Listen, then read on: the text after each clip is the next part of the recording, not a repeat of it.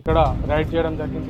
ఈ రైడ్ లో సుమారుగా దాదాపు 2,93,500,00,000 నెట్ క్యాష్ తో పాటు 51 తులాల బంగారము మరియు దాదాపుగా 2 కోట్లకు సంబంధించిన ప్రాపర్టీస్, అది కాకుండా 1,10,00,000కు సంబంధించిన బ్యాంక్ డిపాజిట్స్ ను ఇక్కడ సీజ్ చేయడం జరుగుతోంది.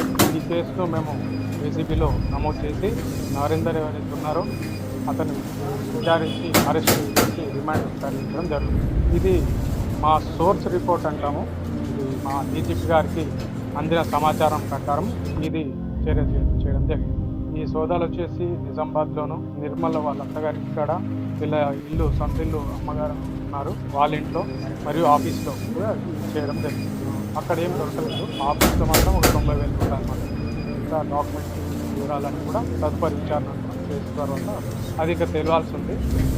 నెక్స్ట్ ఇన్వెస్టిగేషన్లో ఇది 4 గ్రూపులు దాదాపు 25 మంది వరకు పాల్గొన్నారు.